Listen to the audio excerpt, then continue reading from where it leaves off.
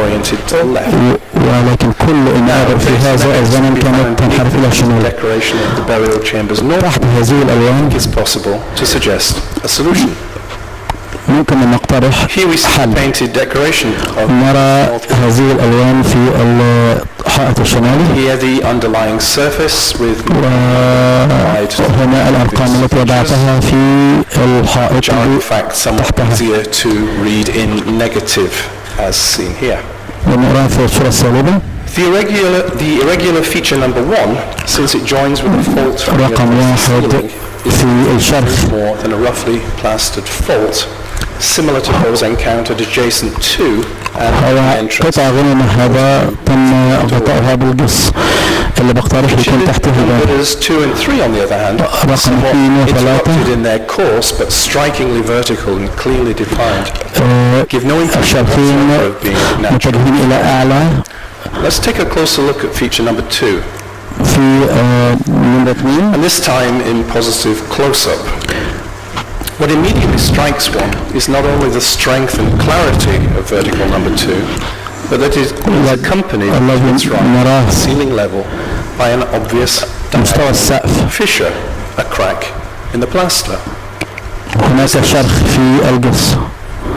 In fact, this crack turns out to be a very distinctive type. هو نوع معين الذي يتأثر بالانكماش. See the Tutankhamun north wall break at higher magnification. نرى على الشمال الشرخ on the right that mimics precisely the ancient crack's angle and course. يتجه إلى الصغر في كل هذه الأسئلة.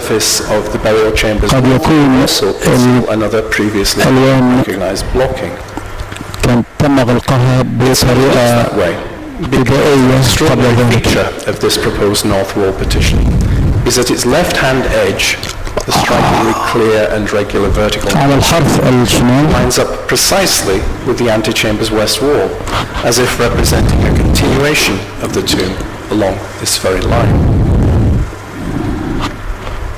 A possibility which is confirmed by a visible chiselling across the ceiling. الحفر على هذا الحائط western end had من الجزء الغربي along the same course تم توسيعه في فترة سابقة في تجهيز المقبرة. This scattered evidence combines to tell us two things. كل هذه الشواهد تقول لنا had started off أن الحجرة الأولى والحجرة الثانية ما كانوش مفتوحين ولكن كانت أوضة طويلة. Now suggest continues deeper into the jebel. We think هو تدخل في عمق الجبل. Secondly, this confirmation of KV62 as a right-turning corridor وللملوك حجرة رقم 62 been made for. نظن أنها تم حفرها في الأساس ليس لملك ولا قبة مقبرة خاصة ولكن من الملكات للأسرة 18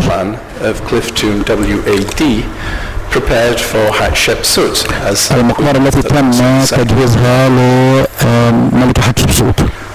Let's return now to that proposed north wall blocking. This time, نرجع إلى grouping of shapes at 4, 5. هذا الاختبار للحائط الشمالي. Is what I think we're able to disentangle from these traces, which have been muted but not entirely concealed. التقسيم باللون الأحمر تم لإيضاح الرسومات والألوان لكن لحائط جزئي وباب يؤدي يتم إغلاقه وغطاؤه بالقص. Significantly, this is a type of blocking encountered elsewhere. من الواضح أنه هذا تم قبل ذلك في مقبرة توت عنخ آمون to separate the antechamber. غرفة التخزين فصلها عن غرفة الدفن. This internal service doorway was discovered by the minister himself during our recent visit to the tomb. تم اكتشاف هذا الوزير نفسه في الزيارة الأخيرة. The smooth, softer-looking surface of the partition at the top, and the high finish of the internal doorway area. الباب أملس وفي الجزء الأسفل هو خشن. finish of the sealed doorways discovered by Carter. يساوي الباب الذي اكتشف بكارتر انه كان مغطى بجز خشب. But why employ an artificial partition with internal doorway when the normal method of separating chambers was to employ a wall of living rock pierced by a simple rectangular access of the type we see here? كما نرى في هذه الفتحة ده الطبيعي في الدخول من حجرة إلى أخرى. الإجابة في هذا ما أريد أن أقدمه إليكم. هناك حائط اصطناعي بين حجرة الدفن the enormous component panels of Tutankhamun's nest and gilded shrines. And for this, the full chamber corridor had been required. اكتشاف ممر إلى الحجرة virtually identical artificial wall plus service doorway. هناك باب للخدمة على الجنب Tutankhamun's burial chamber. بعد مقبرة توت عنخ آمون وحجرة الدفن توت عنخ آمون. State of affairs. That is an لأسباب عديدة. Equally enormous items of burial equipment. يقدم لنا عدد من الأثاث الجنائزي of this same tomb. لنفس المقبرة. If these items were similar إذا كانت هذه of shrines, then what is hidden beyond will not be the level of an ordinary queen, whose rank will have been merely a small single shrine. نعتقد أنها تكون لملكة عظيمة وكان لها امتيازات فرعونية كبيرة والملكة التي توافق هذه المواصفات هو نفرتيتى. بدأنا نرى أن توت عنخ آمون لم يأخذ فقط المقبرة لم تنتهي والدلائل في مقبرة 62 أثبتت أن توت عنخ آمون أخذوا الجزء الخارجي لمقبرة ملكة. ما يثبت هنا أن هناك مقبرة داخل المقبرة. ولو بحثنا عن المتوازيات نرى واضحا أن مقبرة 14 which boasts two separate successive sets of burial apartments, one for each of the occupants.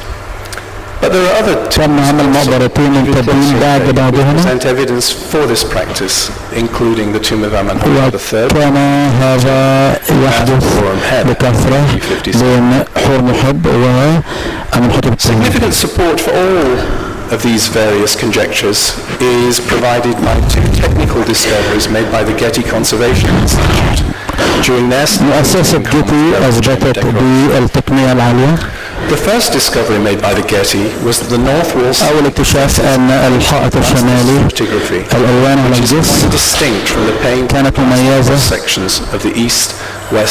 مختلفة عن الحوائط الثلاثة الأخرى.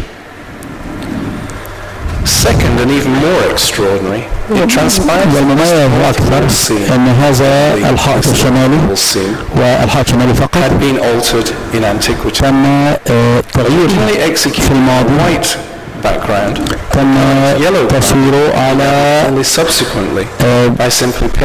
أرضية بيضاء واللون الأصفر الذي نراه الآن تم إضافته مؤخرا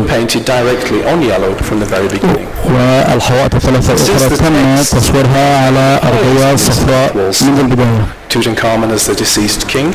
كما نرى أن توت عنخ آمون as officiant to the funeral.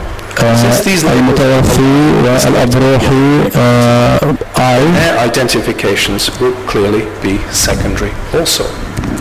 كذلك نظن أن هذه الألوان وهذه الرسومات جاءت في مرحلة لاحقة. كيف نرى هذه المتغيرات؟ مجموعات من المتخصصين ذكروا المقبرة في أوقات مختلفة.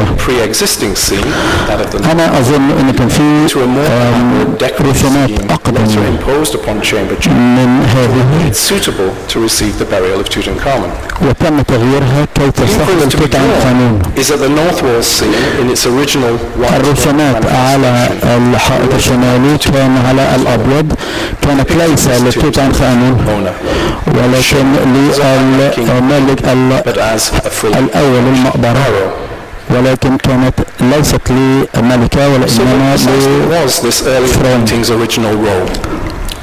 ما أسباب هذه الرسومات؟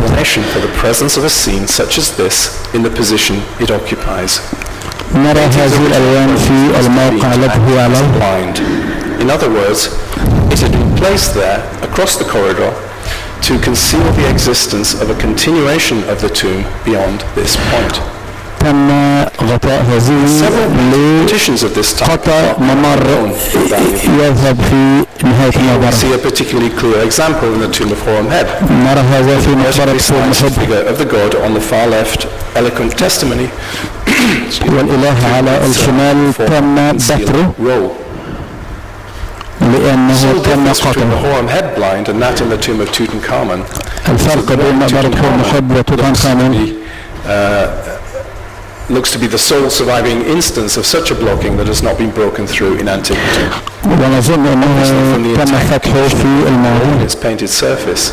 What lies behind? الحائط وهذا